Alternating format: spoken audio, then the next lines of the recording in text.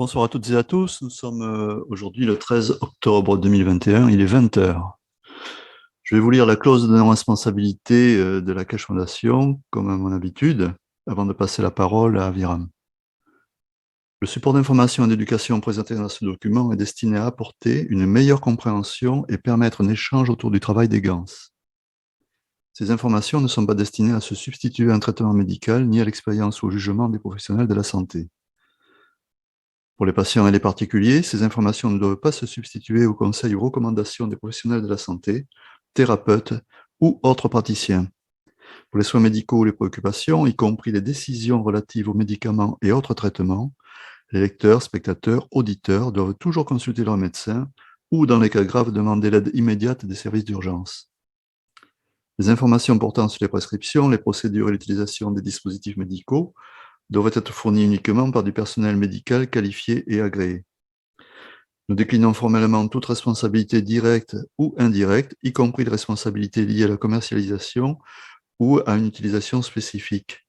Cette information est fournie telle qu'elle et est considérée comme correcte au moment de sa publication. Mais il appartient aux visiteurs d'évaluer l'exactitude de toute information trouvée dans cette présentation. Chaque cas traité est le résultat de sa propre expérience appliquée par lui-même pour lui-même et s'applique à son propre cas seulement. Toute personne connaissant des problèmes de santé doit consulter un médecin et suivre le traitement prescrit par le médecin.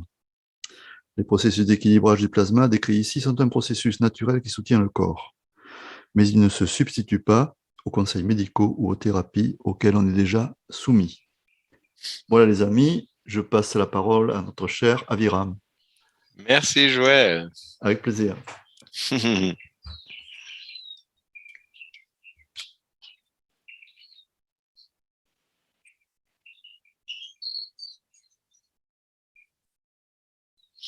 Voilà, vous entendez ma voix et voyez la présentation. Super. Bonne soirée à tout le monde. Aujourd'hui, on va multiplier ensemble le Knowledge Seeker Workshop 401 du 7 octobre. Et en même temps, comme on a déjà l'habitude, on va collaborer très joyeusement pour influer directement sur la conscience collective pour élever celle-ci, c'est-à-dire de transformer effacer plutôt des croyances non constructives dans les croyances, oui, on pourrait dire ça, constructives ou des enseignements objectifs en provenance du Créateur lui-même. Alors aujourd'hui, le thème est « Nous pouvons rendre presque tout obsolète ». Ça, c'est un business model, on pourrait dire un modèle économique très, très non conventionnel. Vous connaissez tous l'obsolescence programmée, c'est-à-dire vous achetez un appareil électroménager et il est déjà dessiné et fabriqué qu'il se casse après 11 ans parce qu'il y a une garantie de 10 ans. Pour ça, les compagnies pensent que ça serait une très bonne méthode pour que les gens doivent reacheter les mêmes choses tout le temps.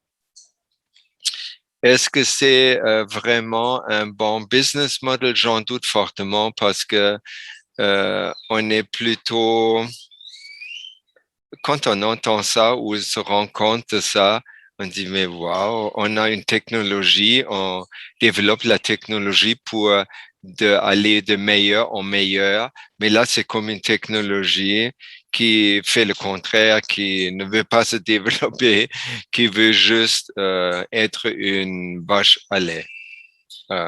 Non, ça c'est pas un bon exemple. Il faut juste être une machine à sous. Voilà.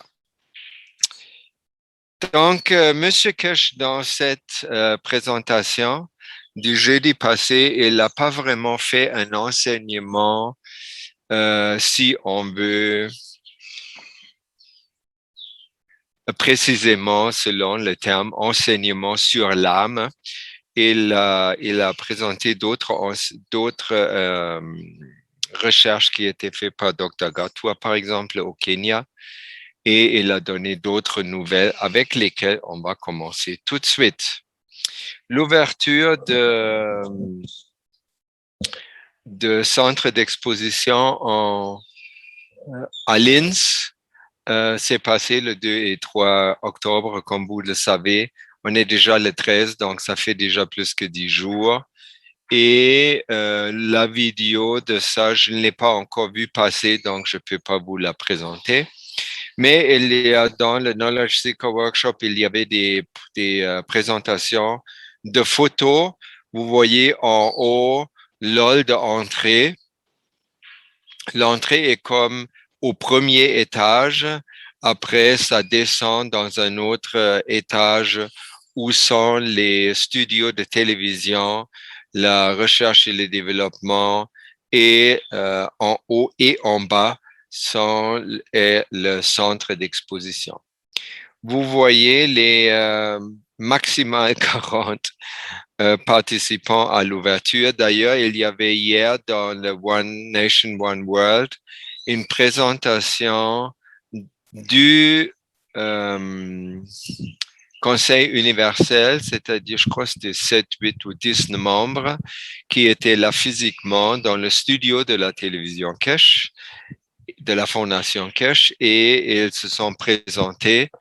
Et c'était plaisant dans le sens qu'on pouvait mettre des têtes ou des visages sur des voix qu'on connaît déjà par les présentations du mardi après-midi. Vous voyez dans la photo en bas le groupe qui, j'imagine, c'est le groupe qui gère le centre d'exposition. J'imagine aussi, président est Klaus Priller, le docteur Klaus, qui est le UC, non, il n'est pas UC, sa femme est UC pour la langue allemande. UC, ça veut dire Conseil universel. Donc, voilà. Ensuite, M. Keshe a dit le centre d'exposition, sa vocation principale n'est pas la diffusion de comment survivre le corona ou qu'est-ce qu'on fait pour ne pas être vacciné et si on est vacciné, qu'est-ce qu'on peut faire encore pour sauver sa vie. Il dit, nous ne parlons pas de corona, nous ne parlons pas de GANS non plus. Wow. Nous parlons d'une nouvelle façon de vivre, non seulement sur cette planète, mais aussi dans l'espace. Donc ça déclare en bref la direction que la Fondation Keshe et la KFSSI, l'Institut spatial, ont mis sur pied et suivent actuellement déjà.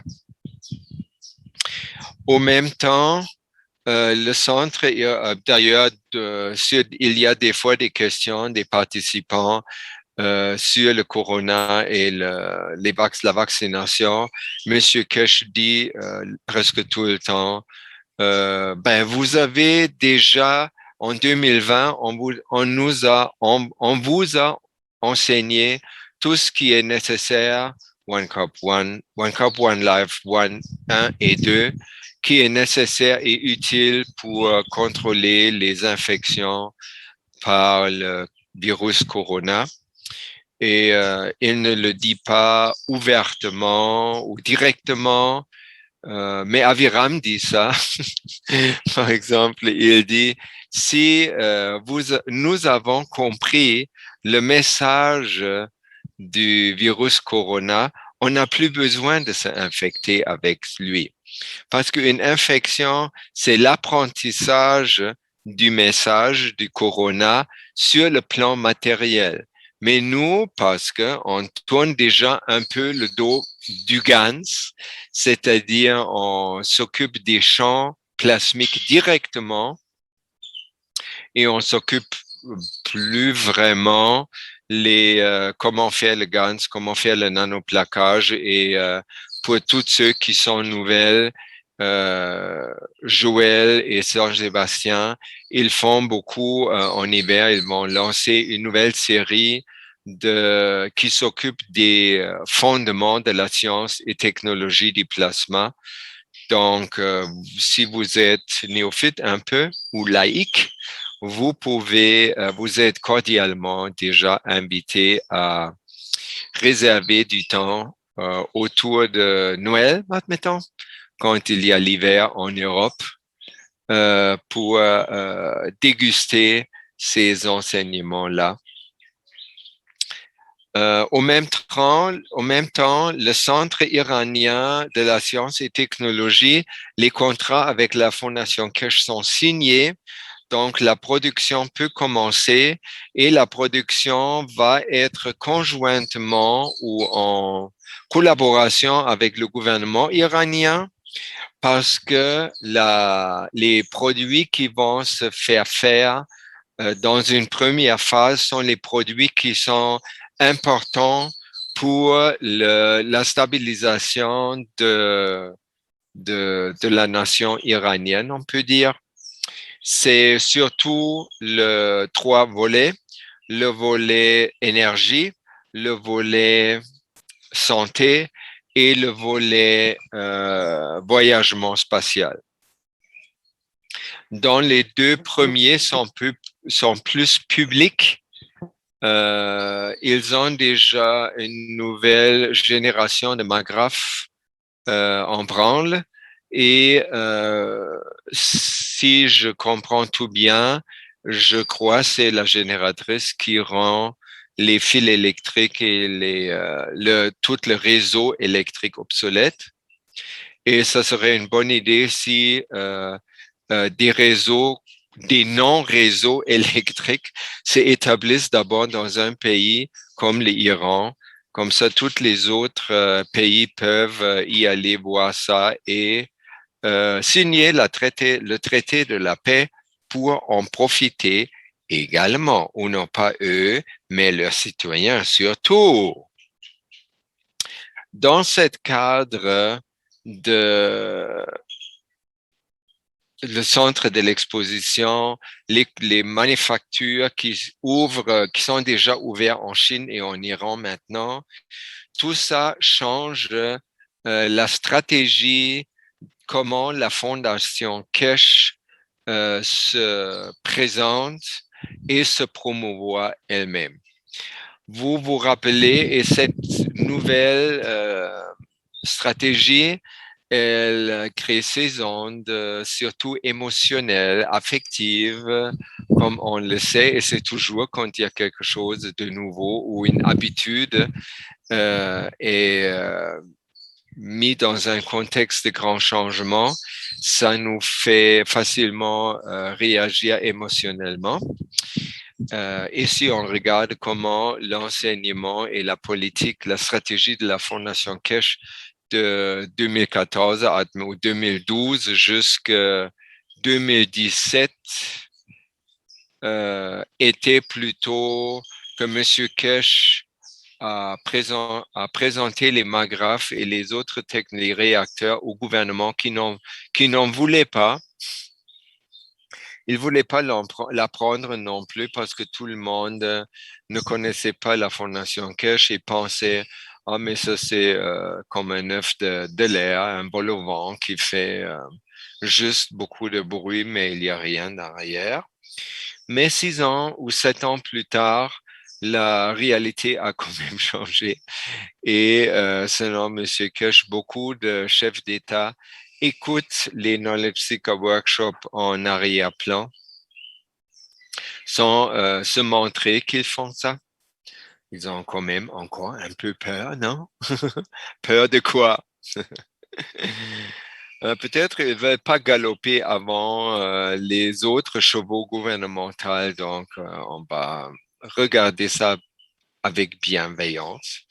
En tout cas, l'enseignement au début de la Fondation Keshe était plutôt adressé à nous, c'est-à-dire les Knowledge Seeker Workshops pour nous apprendre la science du plasma et la technologie qui était présentée d'une façon qu'on pouvait tout ou presque faire dans notre cuisine, sous-sol ou garage. Ce qu'on a aussi fait. Beaucoup entre nous qui participent ou qui écoutent les enseignements de M. Kirsch depuis plusieurs années ont fait déjà beaucoup de GANs, nanoplaquage et des expériences probablement aussi inédites, juste parce que c'est le fun et parce qu'on voulait aussi s'occuper de comment réaliser, de ne pas tuer pour manger, comment s'apprivoiser de l'énergie cosmique sans fil électrique, etc., etc. Maintenant, M. Kesh a changé, c'est-à-dire les enseignements sont sur le niveau de l'âme complètement et il n'y a plus d'enseignement de base, on peut dire, comme sur le GANS et le nanoplaquage et les réacteurs et les magraphes, ou le domaine de la santé aussi. Il n'y a plus. Mais de l'autre côté, M. Kesh et la Fondation lancent presque chaque semaine des nouveaux produits et ils design l'unité universelle d'amélioration, la verticale et la horizontale. Donc, ils en font beaucoup de recherches et ils présentent les produits finaux sans expliquer comment les faire nous-mêmes. Ça a deux conséquences importantes. Une conséquence, on ne peut pas la copier. On ne sait pas comment c'est fait. Peut-être, on sait comment on les fait. S'il dit nanoplaquage qui est très lent et très différent, Aviram toujours, il pense à le nanoplaque, la troisième façon de nanoplaquer. Vous connaissez le feu et la soude caustique, mais il y a aussi une troisième, c'est les champs plasmiques directement. C'est-à-dire, vous posez les pièces à nanoplaquer, vous les posez dans un champ plasmique qui est produit d'un magraphe, des réacteurs ou peut-être seulement des patchs si on veut, ou des bouteilles avec de GANs en concentration différente pour qu'ils créent un champ, un différentiel de champ et un courant plasmique. Donc, comme ça, on ne peut pas les produire.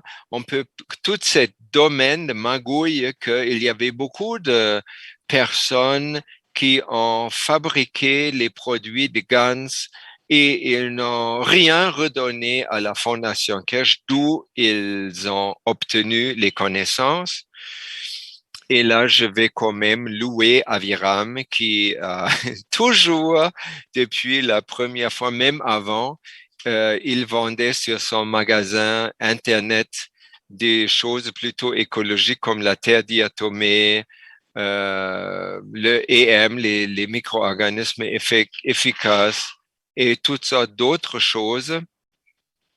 Et après, il produisait des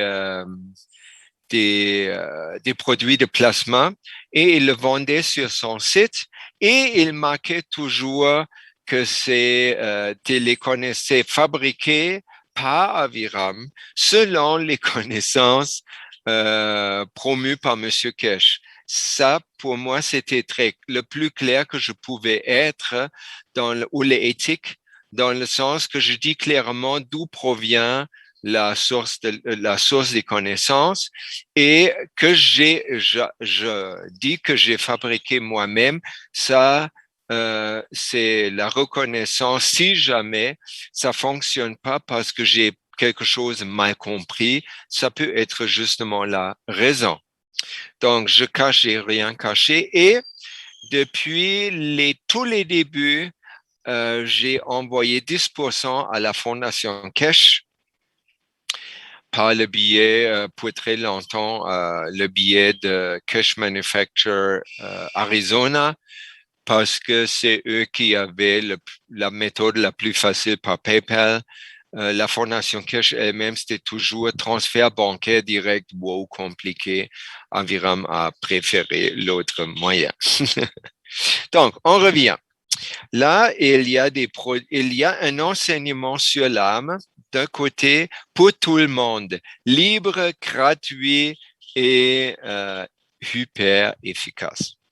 De l'autre côté, on a la production et la mise en vente, la commercialisation des produits et l'encouragement d'ouvrir des centres de distribution de ces produits-là qui sont produits par les manufactures de la Fondation Cash directement, c'est-à-dire actuellement, c'est en Autriche, c'est en Chine et ça commence maintenant en Iran. Les candidats dans le futur, c'est Arizona et aussi Mexico avec le bon ami Armel, le bon ami de Monsieur Cash.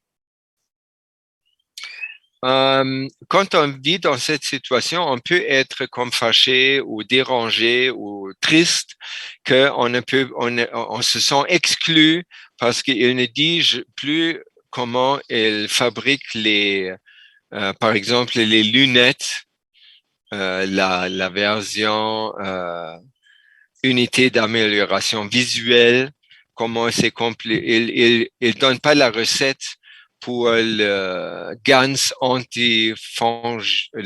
fongicide et tout ça. Donc, on peut être triste. De l'autre côté, il nous enseigne de long en large comment faire pour que notre libre arbitre acquiesce et permet que notre âme prend le volant de notre vie. Parce que si ça arrive, l'âme veut toujours. Elle est en attente depuis des milliers d'années. 8000 ans. OK. Et c'est toujours le libre arbitre qui met des bâtons dans le roue, qui dit non, non, non, je confiance et tout ça. Non, c'est pas. Nous vivons dans une réalité matérielle et cette réalité matérielle requiert qu'on ne fasse pas confiance aveuglement, mais on s'achète un coffre-fort pour ses sous et on fait des barreaux dans les fenêtres et des clôtures de 2 mètres de haut pour protéger notre propriété. Et ça va plus loin. On exige de ces enfants qu'ils disent toujours comment ils passent leur temps. Pourquoi? Parce qu'on veut contrôler qu'ils restent sur le bon chemin. Et nous savons ce bon chemin, n'est-ce pas? Voilà. Donc, c'est très difficile encore pour le moment aussi qu'on n'a pas encore vraiment accès en large à l'unité d'amélioration universelle qui peut nous procurer la nouvelle, qui va nous procurer une expérience directe, comment ça se sent, comment ça se vit quand le libre arbitre donne le libre vol et le volant, c'est-à-dire le contrôle à notre âme et par ce biais-là au Créateur directement. Et quand on arrive à à donner cette permission à notre propre âme, à ce moment-là, instantanément, on a accès à tous les pouvoirs qu'on peut imaginer. Ça veut dire pas seulement les pouvoirs qu'on a déjà entendu parler de par Jésus, Bouddha, Mahavir, Zarathustra, Krishna et autres, Tao, Lao Tzu et autres illuminés. Mais ça, c'est pas juste ce qu'on connaît déjà, mais c'est aussi ce qu'on peut imaginer. Et notre imagination n'a pas de limite. Donc, on a à ce moment-là, quand on donne la permission à notre âme, on va disposer tout de suite à des pouvoirs sans limite, éternellement. On a déjà ça, mais on n'arrive comme pas à y toucher.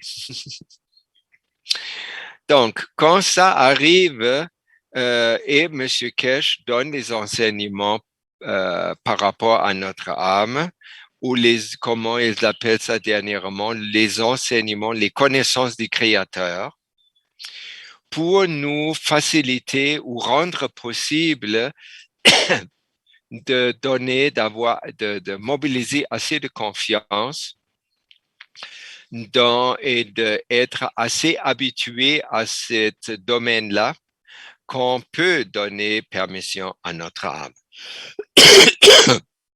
Voilà. Et à ce moment-là, on peut tout faire et tout avoir ce qu'on a besoin. C'est-à-dire, on peut se déplacer à volonté, on peut transmuter les choses. Si on a besoin d'un tournevis, ça fait, on a le tournevis déjà dans la main et c'est le bon pour cette vis-là. Et quand on a vissé, a terminé vissé, on n'a plus de tournevis dans la main et il n'est pas sur la table non plus. Il n'y a plus de tournevis. Et avec la bouffe, ça fait la même chose et tout ça. Ça veut dire tous les produits qui est comme la fine pointe technologique d'aujourd'hui, c'est-à-dire le PRK1U ou les unités d'amélioration universelle.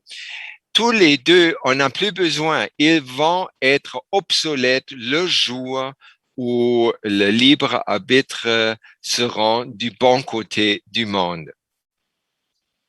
Donc là, ça donne tout un autre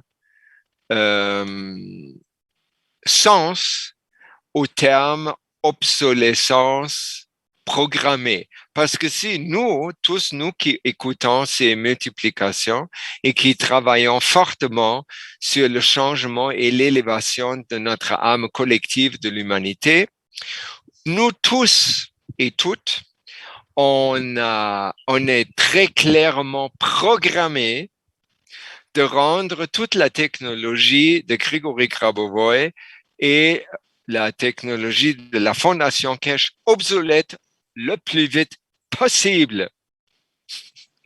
Et c'est exactement ça, ce qui ferait le plus grand plaisir aux deux initiateurs, Grigory Grabovoy et Meher Keshe. Donc, c'est un modèle économique qui enlève, qui est complètement à l'envers et qui va aussi à long terme avoir la conséquence de rendre toute l'économie obsolète. Voilà. Parce que quand on sait tout faire, on n'a plus besoin de rien. Donc, il n'y a même plus d'échange. Il y a juste la gratuité. Donc, on va peut-être encore faire des choses avec notre pensée et notre signal, biosignal, mais ça va être juste pour augmenter le plaisir d'être en vie.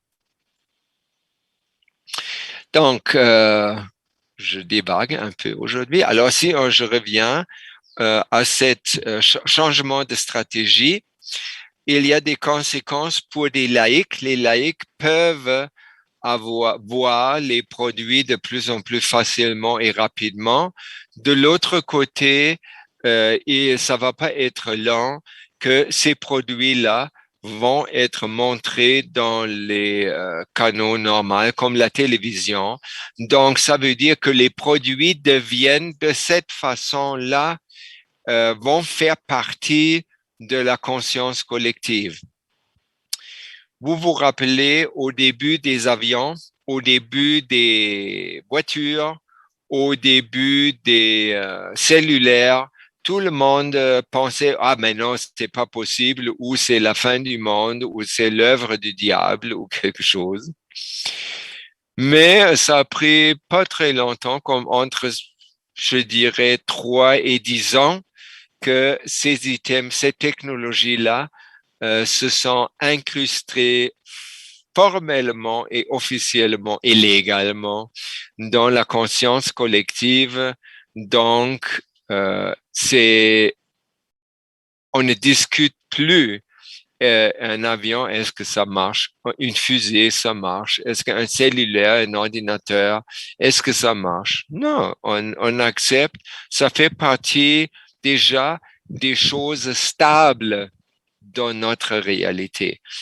Je dis choses stables parce que la partie où je présente où je multiplie un peu les connaissances quand même, bien qu'il n'y avait pas de Monsieur Cash, j'ai trouvé un bon thème de Grégory Grabovoi, c'est-à-dire les espaces lointains de notre conscience et les choses stables de notre réalité. Sur ça, un peu plus tard. Ensuite, Monsieur Kirsch, malheureusement, il y a beaucoup de sabotage et de malfaisance à l'intérieur même de la Fondation Kirsch. C'était comme toujours comme ça. Et maintenant, la Fondation dispose de beaucoup de preuves contre des gens qui occupaient des positions assez hautes dans la Fondation Cash et qui ont fait tout ce qu'ils pouvaient pour mentir et pour dénigrer le travail de la Fondation auprès les médias, auprès les gouvernements, etc. Donc maintenant, ils sont connus par leur nom. Et il y a aussi des images et des vidéos et toutes sortes de preuves. Et M. Kesh a dit tout ça va se divulguer le 21 octobre, c'est-à-dire dans 8 jours, une semaine, genre. Mais ça, franchement, je dis ça parce que c'était multiplié, mais ça m'intéresse pas plus que ça parce que toutes ces choses négatives et tout ça, ça me passionne pas et j'ai pas envie de mettre mon énergie là. Voilà.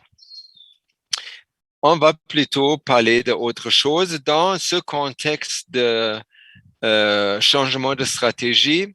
Monsieur Kesh, maintenant, vous connaissez une fois les lundis, lundi soir en Europe, il y a l'émission des témoignages. Qu'est-ce qu'on fait chez nous pour partager ça avec les autres knowledge seekers pour avancer la science et la technologie de notre bord aussi. Alors, cet échange était les témoignages lundi, une fois par mois, et toutes les semaines, les mercredis soirs, le Plasma Reactor Group avec Rick.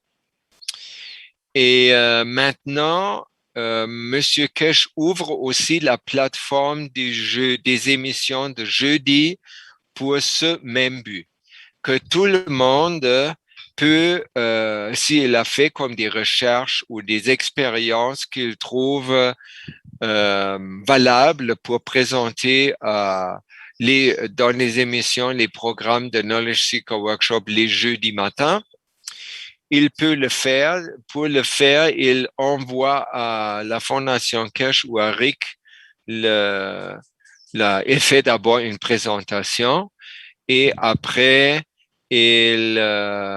si Monsieur Kesh trouve que c'est une bonne présentation, il va l'autoriser et vous pouvez la commenter vous-même, alors présenter vous-même lors de l'émission du jeudi matin. Comme une première, c'était l'exemple de Dr. Gatua du Kenya. Là, vous avez l'image de Dr. Gatwa, il a l'air féroce, mais il est tout doux. Quand il parle, il est tellement doux. Il commence toujours de remercier Monsieur Kesh pour apporter la paix dans le monde et il est tout un cœur d'homme, lui. Donc, lui, il a présenté comme premier, jeudi passé, sa présentation sur la purification de l'air et le séchage à l'air libre d'aliments pour le bétail à l'aide des champs Magrath CO2 GANS. Là, on voit que Dr. Gatwa est PhD, c'est-à-dire il a un doctorat et il est au Kenya. La recherche qu'il a présentée, elle était faite entre mars 2017 et décembre 2020. Il y avait 4 parties. La première partie, c'était les étables que vous voyez. C'était un lieu d'élevage des bovins sans pâturage. Donc, ils étaient dans l'étable toute la journée et la nuit parce qu'ils n'ont pas de pâturage. Et le but de l'exercice était de développer une façon pour éliminer les odeurs nauséabondes qui se produisaient dans cette facilité d'élevage. Qu'est-ce qu'il a fait? Vous voyez ça sur le schéma. Et le long de ces bâtiments d'étables, il a mis chaque côté 3 bouteilles de 500 millilitres de plasma liquide CO2 sans GANS directement, juste le plasma liquide.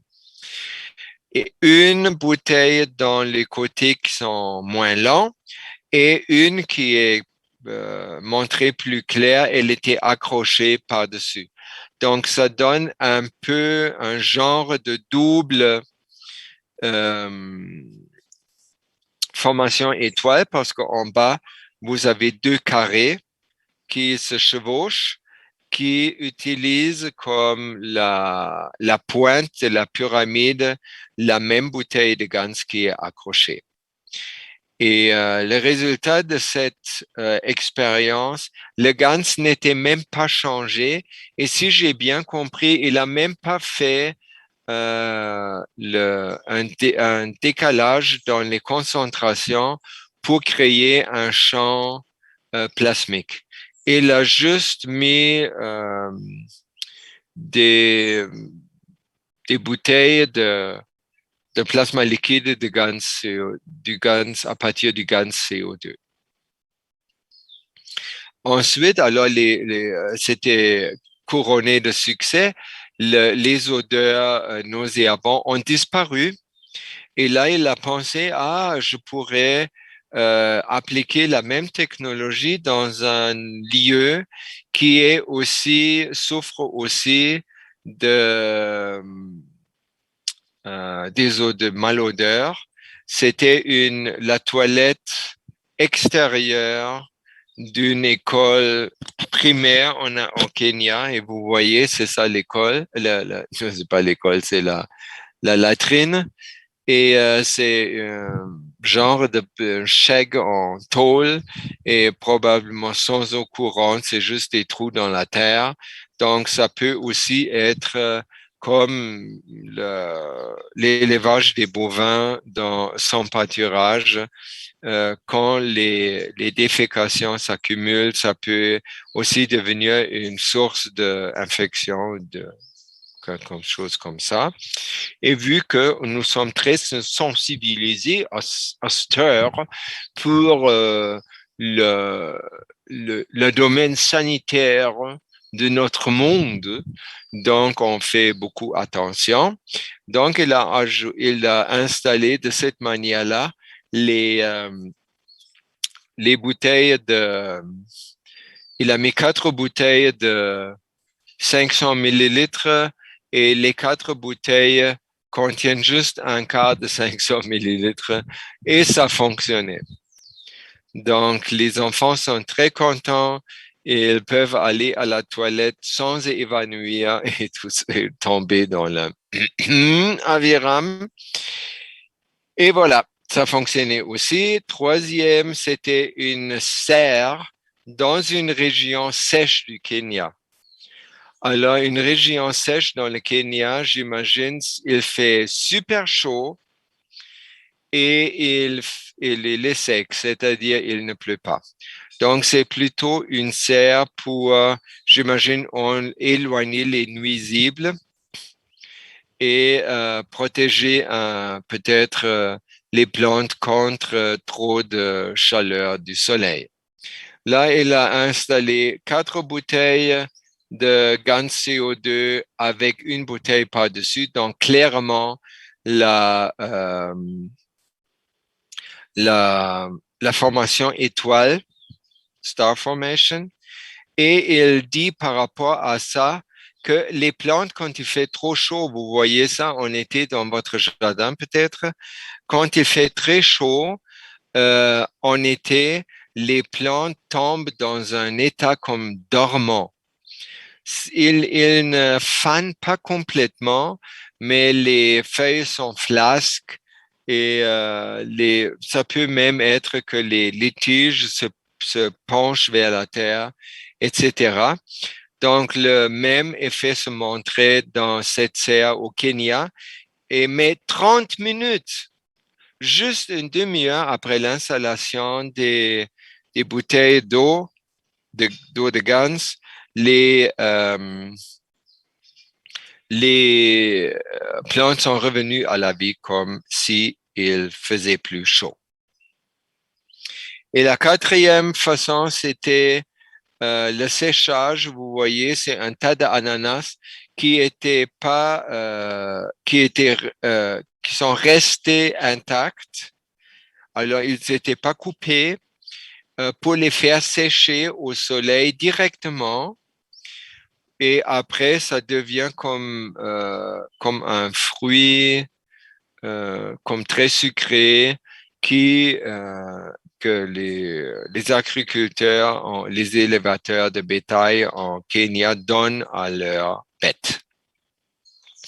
À ce moment-là, les ananas, ils séchaient sans pourrir et sans attirer des insectes nuisibles. Donc, c'est formidable et ça nous donne plus d'idées aussi on pourrait utiliser ça si on a à conserver ou à sécher les produits alimentaires, par exemple. On peut se fabriquer un séchoir, solaire même, mais il faut alors se protéger contre les moucherons, les mouches, les fourmis, et blablabla, et aussi les bactéries pour que ça ne pourrisse pas. Et vu que, par exemple, les ananas, s'ils sont pas ouverts, tout le jus reste dedans, donc le séchage prend beaucoup de temps et c'est très sucré. Si c'est pas stérile ou assisté par le plasma, ça devrait fermenter juste parce que il y a des bactéries dans l'air. Mais avec l'application du GANS, ça ne s'est pas produit. Un plein succès. Donc, comme conclusion, Dr. Gatois a dit que ça élimine sans faute les mauvaises odeurs, qui est aussi un symptôme de pourriture et de prolifération de bactéries néfastes. Ça donne une meilleure conservation aux aliments. Ça favorise la croissance des plantes en serre et en plein champ. Et c'est en plus une technologie qui est pratiquement gratuite. Donc, tout est des effets très bénéfiques pour tout le monde. Après, il a donné quelques pistes pour continuer à développer cette technologie-là pour toutes sortes d'autres projets de dépollution. Par exemple, ici au Guatemala, il n'y a pas de système d'égout. Les gens creusent ce qu'ils appellent pozo, c'est comme des regards dans la terre et ils creusent très profond. Ils creusent comme 20 mètres de profond. Ça, c'est leur fosse septique qui est branchée à rien. Et de remplir une citerne de 20 mètres de profond, ça va être très long. Et en plus, il fait jamais froid ici. Donc, la vie microbienne dans ces poceaux-là fonctionne, mais ils sont recouverts avec des blocs de ciment. Donc, ça sent pas. Mais par contre, le dépotoir des poubelles, comme tous les dépotoirs du monde, il y a beaucoup des odeurs qui sont pas bonnes, donc on pourrait l'utiliser et essayer dans ces domaines-là. Quand on parle des pollutions, on parle au même temps de la préservation des espaces naturels ou de faire en sorte que la nature puisse préserver ses espaces naturels elle-même. Et Dr. Gatwa, il a aussi mentionné le développement des stations d'alimentation pour les animaux, les plantes et les êtres humains. Chut. Ensuite, l'autre exemple venait de Chine avec des courtes vidéos où on a montré, comme vous voyez ici, un champ de coton avec vraiment très beaucoup de coton. C'est comme presque la neige. Alors, ils ont utilisé des gants. Ils n'ont pas utilisé des intrants normaux comme fertilisants, pesticides et herbicides. Et les knowledge seekers de Chine nous ont montré nous ont dit que les récoltes ont souvent même triplé, surtout coton, concombre, fruits de dragon. Les cotons aussi a mentionné que une fois le coton est récolté et transformé en vêtements ou en t-shirt, le coton qui est très enrichi plasmiquement va continuer à, à irradier ces champs plasmiques même quand il est transformé dans un vêtement. En plus, très clair sur le plan économique, une suite à ce qu'on disait avant, que si on aide les agriculteurs qu'ils n'ont plus besoin de mettre des fertilisants herbicides et insecticides, ils sauvent déjà beaucoup d'argent. De l'autre côté, on triple ou on augmente les récoltes, c'est-à-dire ils ont moins d'investissement dans leur production et ils ont plus de résultats.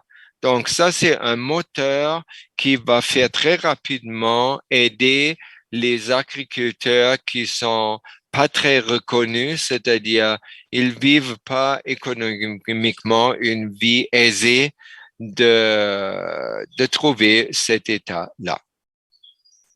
Alors, de sortir les paysans de la pauvreté. Excellente méthode.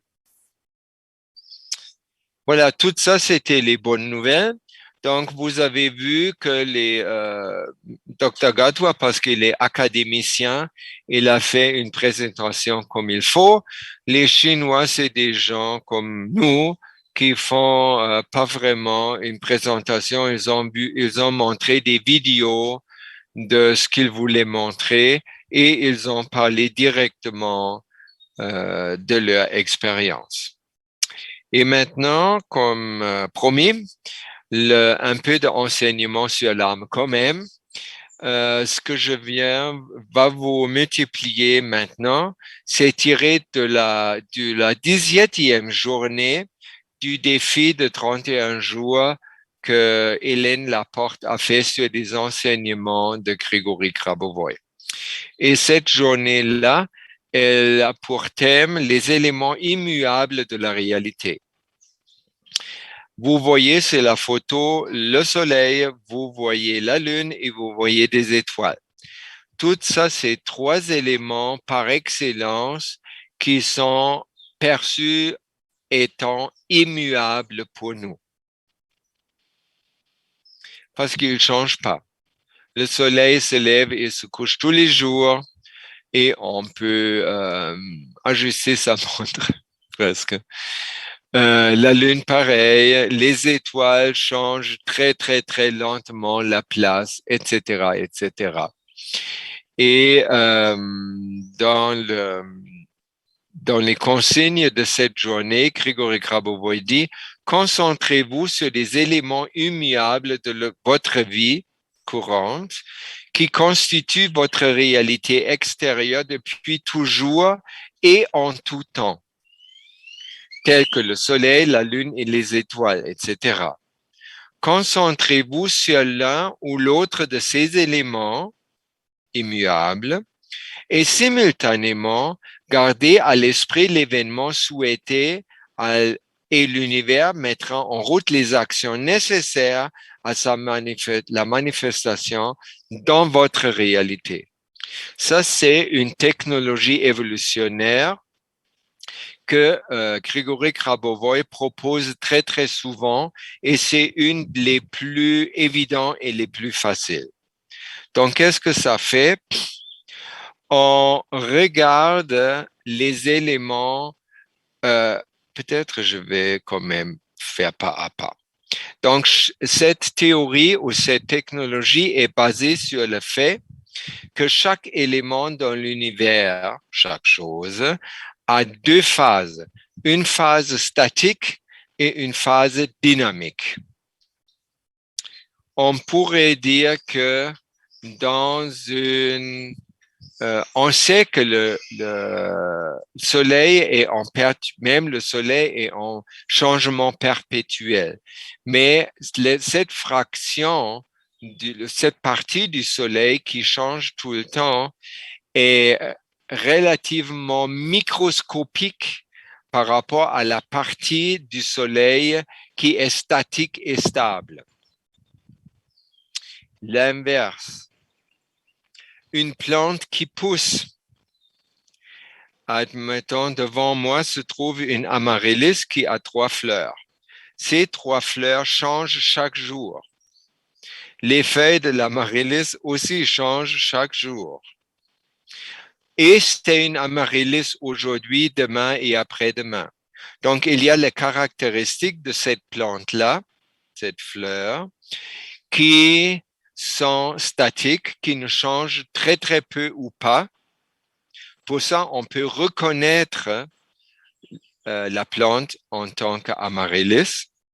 Et il y a des parties de feuilles et des fleurs surtout qui changent très rapidement. Donc ça, c'est la phase dynamique de cette plante-là. Nous aussi, nous avons, comme êtres humains, nous avons eu des composants statiques, par exemple notre squelette. Notre squelette et l'arrangement les organes internes et tout ça, ça change, mais ça change très peu. C'est-à-dire, le plus on avance en âge, le plus statique devient notre corps physique. Et c'est clair par rapport à notre corps physique, c'est la raison, c'est une croyance collective qui n'est pas vraie.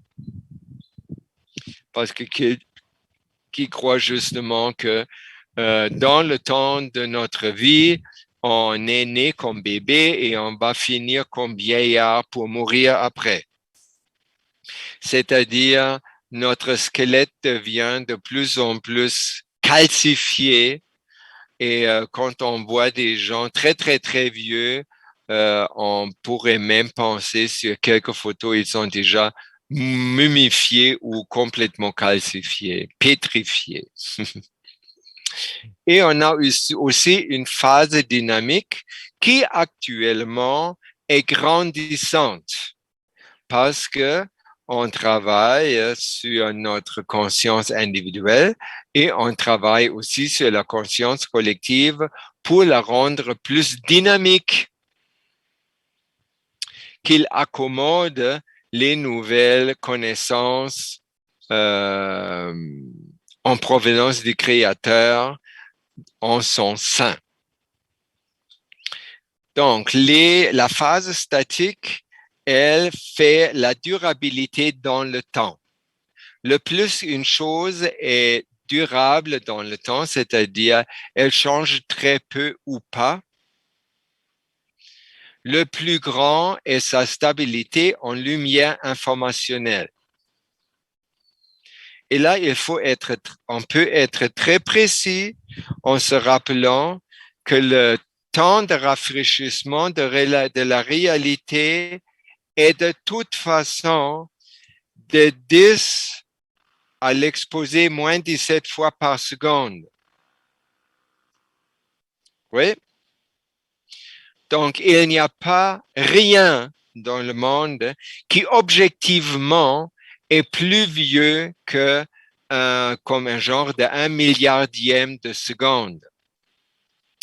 Mais l'apparence, elle peut adopter de plus en plus de statisme pour faire que le reflet de notre conscience collective, nous percevons notre jardin plus ou moins de la même façon aujourd'hui que demain.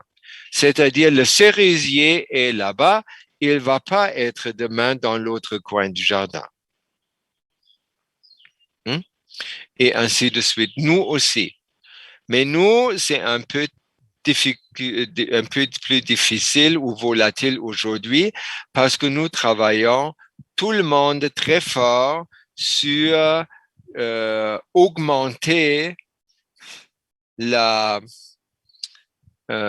phase dynamique de notre conscience, c'est-à-dire d'avoir plus d'ouverture et en même temps de reconnaître de plus en plus la vraie phase statique qui se trouve sur le plan fondamental, c'est-à-dire le niveau de l'âme où rien change parce que tout était déjà créé dans une impulsion d'amour.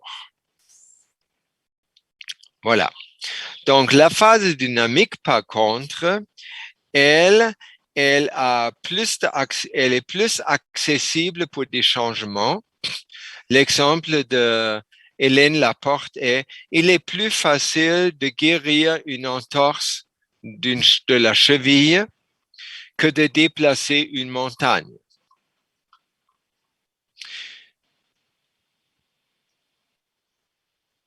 Ça, la raison n'est pas parce que la montagne est plus statique qu'une entorse.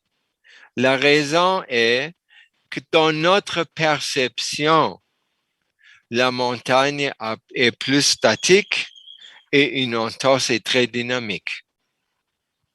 Parce que aujourd'hui vous l'avez eu, donc demain, ça va être plus bleu encore, et après, ça va changer de couleur et de douleur et d'apparence et d'empêchement pour bouger continuellement jusqu'à ce que ça disparaît.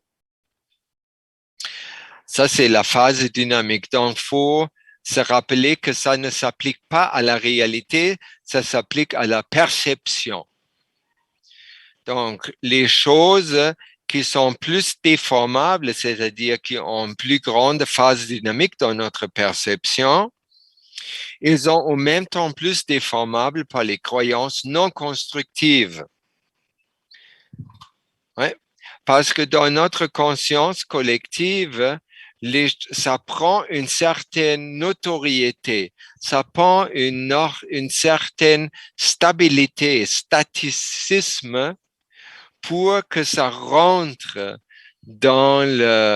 sur le plan, dans notre conscience collective. C'est-à-dire, ça trouve aussi la différence entre la phase statique et la phase dynamique dans notre perception. Une perception qui est comme conventionnelle, elle est dynamique, elle est non stable parce que on voit aujourd'hui, je vois cette fleur rose et Catherine, elle va la voir rouge et quelqu'un qui est daltonien, elle va la voir bleue. Voilà. Ça, c'est notre perception non structurée parce qu'on regarde sur le plan matériel. Si on aura structuré sa propre conscience complètement, c'est-à-dire à ce moment-là, on perçoit le monde avec les yeux du Créateur, c'est-à-dire on voit les choses dans leur réalité fondamentale. Et à ce moment-là, Catherine et Aviram et Jean-Jacques Crèvecoeur et Bill Gates et tout le monde va voir les mêmes choses exactement de la même façon. Donc, ça a un impact de parler sur la phase statique. On a dit une phase statique dans notre perception contient plus de lumière informationnelle, c'est-à-dire nous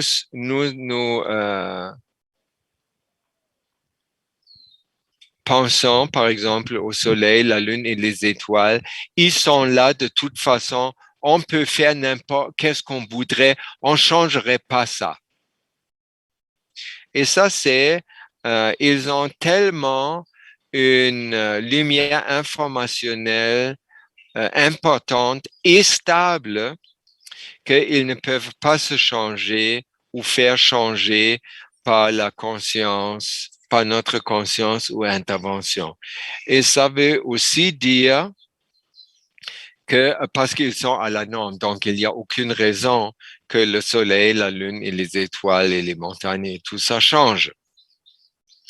Pour normaliser ou matérialiser, dans beaucoup de pratiques, c'est ce que Grégory disait dans la citation au début, il dit on garde dans son esprit le soleil et on reconnaît sa phase statique et on reconnaît comment le soleil est à la norme et elle a un rayonnement un rayonnement très fort de lumière informationnelle. Donc, quand je me concentre sur ça, j'y mets mon attention. Au même temps, je garde aussi dans mon attention parallèlement la chose que j'aimerais matérialiser ou normaliser. Et là, c'est dit, ça va faire que la lumière informationnelle de l'élément statique de notre réalité va se diffuser sur le projet de notre normalisation ou matérialisation. Et ça va augmenter grandement la chance de la matérialisation de ce dernier-là. Donc, c'est important, c'est de comprendre ça parce qu'avec ça, on a une façon comment augmenter la efficacité de nos normalisations et matérialisations. Juste parce que c'est très facile. On regarde le soleil ou la lune ou une montagne, quelque chose de immuable. On sent le champ plasmique important ou la lumière informationnelle importante. Au même moment, on se rappelle ou on dirige au même moment notre attention à notre projet de matérialisation ou de normalisation et la lumière informationnelle va se diffuser sur notre projet pour augmenter la lumière informationnelle de ce dernier-là. Et ça va faire que la matérialisation va être plus rapide ou oui, plus rapide. Un exemple, ça c'est San Juan la Laguna, l'église, avec le Indian Nose, le rostro maya en arrière. C'est une montagne qui a l'air d'un nez. Et vous voyez en haut, il y a comme un point vous voyez à droite de l'église, il y a comme une montagne pyramidale. Sur ça, il y a un mirador, un point de vue. Et de ce point de vue, vous voyez la vue sur la première image. Donc, il y a des volcans tout autour. Toute cette région du lac Atitlan est complètement volcanique et les volcans sont pas actifs. C'est-à-dire, c'est des montagnes qui restent pareilles tous les jours.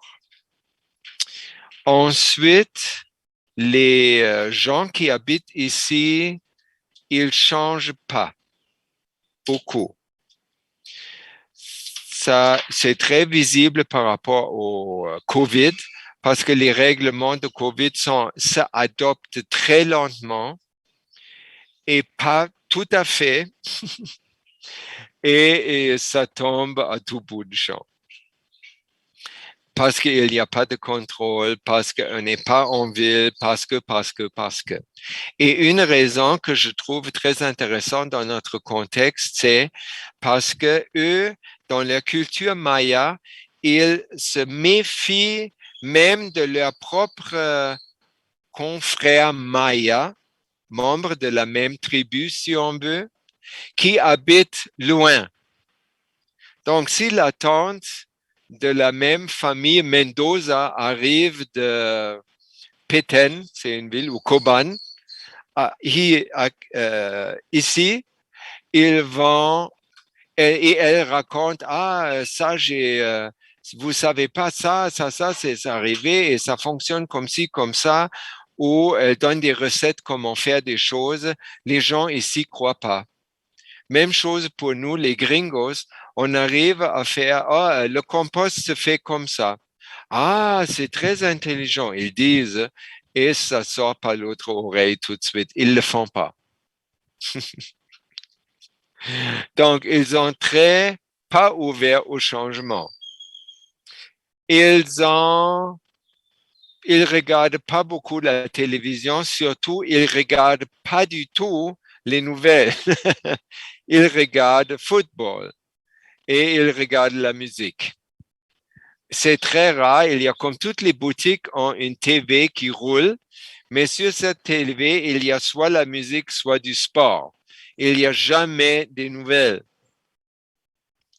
Donc, il n'y a rien qui se passe ici. Chaque jour est tellement pareil que même s'il est lundi ou mardi, ou soit on perd le suivi, le rythme. Et moi, par exemple, je me rappelle que je suis avec vous parce que j'ai mis ça dans le calendrier de Google et Google me le dit. Et c'est toujours le mercredi et mardi, je prépare ça et lundi, je prépare après les corrections, je prépare la diffusion sur Facebook et Telegram. Et samedi, dimanche, j'écris et jeudi, j'écoute la nouvelle. Et voilà. Donc, c'est un beat qui est toujours pareil toutes les semaines. Et ici, il n'y a pas de fêtes très différentes. Les fêtes qui sont vraiment remarquables, il y a deux. C'est Noël et Pâques. Il y a la Saint-Jean, parce qu'ici, ça s'appelle San Juan, ça veut dire Saint-Jean. Mais c'est comme, il y a plus de pétards dans les airs, mais il n'y a pas grand-chose de plus. Les anniversaires, les mariages et les naissances de bébés sont fêtés mais c'est moins que comme chez nous. Donc, dans cette situation-là, il y a pas de, il y a comme 2 événements par année. Donc, ça augmente cette impression que rien change, qui est déjà là par le lac. Le lac change de niveau d'eau de, je crois, c'est comme 5 ou 7 mètres de différence. C'est quand même important, mais sur 50 ans. Donc, ça prend 25 ans pour arriver au max et un autre 25 pour arriver au minimum. Et ça, c'est juste ceux qui sont très vieux ont vu le correspondant à maintenant il y a 50 ans avec conscience. Donc, si on vit dans ce monde comme ça, on est très proche de l'éternité parce que on vit l'éternité parce que rien change. Et ça, c'est le contraire de vivre dans une ville ou dans un pays gravement médiatisé, je dirais, comme l'Europe, Canada, États-Unis, etc. Surtout les grandes villes. Je suis sûr, quand j'irai à Guatemala City, je pourrais pas avoir le même sentiment. Donc, pour ça, j'ai pensé que c'est une bonne idée que notre âme nous a amenés à Guatemala parce que ça fait qu'on peut vivre l'éternité. Ça, c'est déjà une technologie évolutionnaire. Et deuxièmement, on est beaucoup moins assujetti à des caprioles gouvernementales. Parce que le gouvernement est à 173 kilomètres d'ici. C'est trop loin pour influer vraiment. Voilà. De l'autre côté, beaucoup plus de lumière informationnelle se trouve aussi dans les espaces éloignés de notre conscience. Ça peut être aussi le soleil, des montagnes très loin ou des nuages. Les nuages ont comme un grand côté, une grande phase dynamique parce que ça change tout le temps, mais au même temps, c'est tellement loin et diffus qu'on ne peut pas, on n'a pas beaucoup de connaissances. On ne sait pas de quoi ça a l'air de l'intérieur, à quel endroit. Et pour ça, les nuages sont et les montagnes qu'on n'a pas visitées et les pays qu'on n'a pas visités, qu'on connaît peut-être par le mot, où on regarde à distance, il y a comme une chaîne de montagne bleu foncé, après une autre chaîne plus clair bleu et après une autre, on ne sait pas exactement est-ce que c'est une chaîne de montagne ou des nuages. Donc ça, c'est tellement lointain, j'ai pas de données. Et j'ai pas écouté des histoires sur ça à la télévision. Donc, j'ai même pas l'impression de connaître. Donc, parce que j'ai pas emprise sur cet objet de ma réalité, cet objet dispose d'une très grande lumière informationnelle que je peux prendre pour faire diffuser sur mon projet de normalisation et de matérialisation. Donc, les espaces éloignés sont très stables aussi dans notre conscience parce que ils ne changent pas parce qu'on a de toute façon pas de données qui peuvent changer. OK? Oups. Voilà. Donc, les espaces éloignés, comme les parties de la réalité statique, contiennent beaucoup de lumière informationnelle. Et les choses qui contiennent moins de lumière informationnelle, c'est des choses comme je peux savoir comment je peux me faire des idées, c'est quoi être à Mexico City, parce que j'ai déjà vu ça à la télévision, parce que je connais des gens qui m'ont parlé et blablabla. Bla, bla. Et là, toutes mes peurs, mes croyances collectives et tout ça, ça va influer sur ma perception de Mexico City parce que je n'ai pas de données vraiment. Donc, c'est ni un espace éloigné parce que j'ai des données, ni est-ce que c'est un espace stable parce que c'est juste construit des croyances que j'ai empruntées d'ailleurs. Quand par rapport à ça, c'est le vu comme sur la télévision à gauche, mais si j'ai je suis dans une situation que j'ai aucune donnée, comme cette montagne que je vois plus claire là-bas, je sais pas quelle montagne c'est, j'ai pas de nom, j'ai aucune donnée, donc elle ne peut pas être contaminée par des croyances collectives ou déformées.